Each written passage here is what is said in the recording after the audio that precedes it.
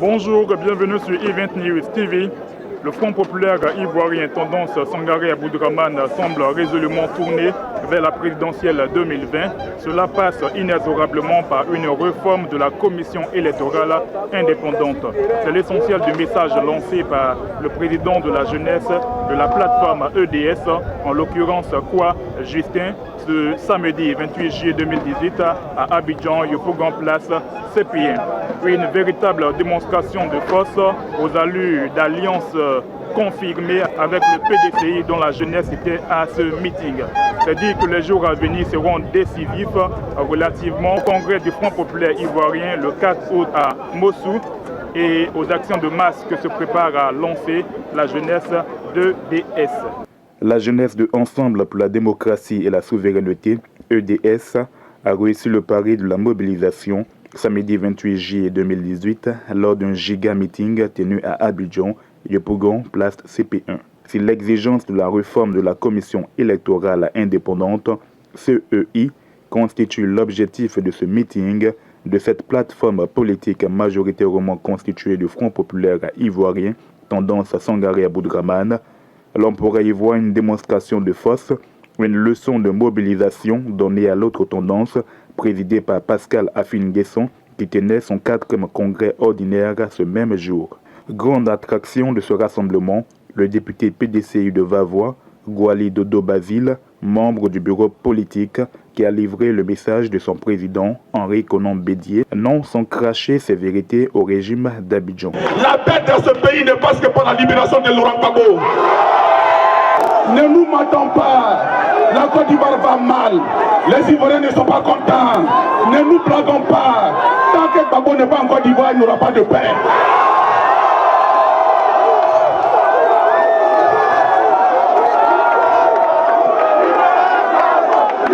Je suis venu vous envoyer.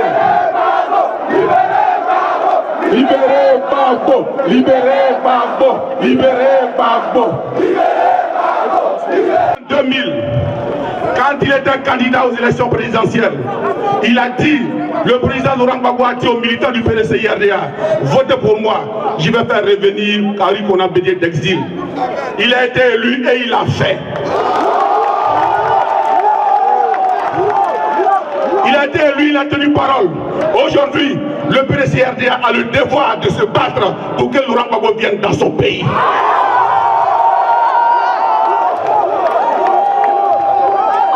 C'est un devoir moral, c'est un devoir divin, c'est un devoir spirituel, c'est un devoir fraternel. Moi, Gouali Dodo, je suis un enfant de l'Ouest, de la Côte d'Ivoire. Sur 100 prisonniers, il y a 90 qui viennent de l'Ouest. Sur 100 personnes qui sont parties en exil, il y a 90 qui viennent de l'Ouest. Alors, je ne suis pas bête pour soutenir, pour être complice de ceux qui tuent les Ivoiriens.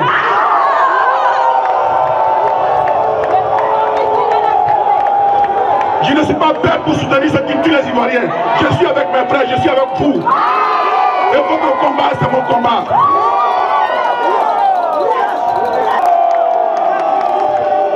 Vous avez les salutations du président Henri Konan Bédié. Aujourd'hui, il y a 3 jours, j'étais chez lui. Il y a seulement 3 jours, j'étais chez lui et nous avons parlé. Aujourd'hui, il refuse d'être complice de certaines choses. Il pense à la Côte d'Ivoire. Il s'engage dans la voie de la réconciliation de notre pays. Il dit de venir vous le transmettre.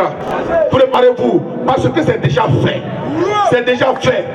Préparez-vous à recevoir dans les jours à venir, je l'ai dit, dans les mois à venir. Préparez-vous à recevoir le président Laurent Gbagbo.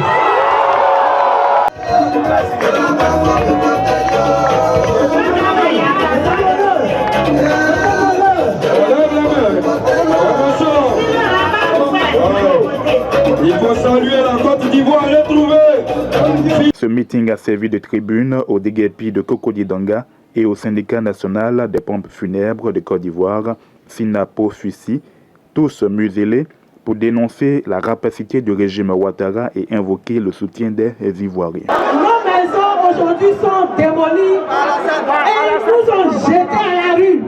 Ils ont cassé la maison en pleine saison pluvieuse et pendant l'année scolaire.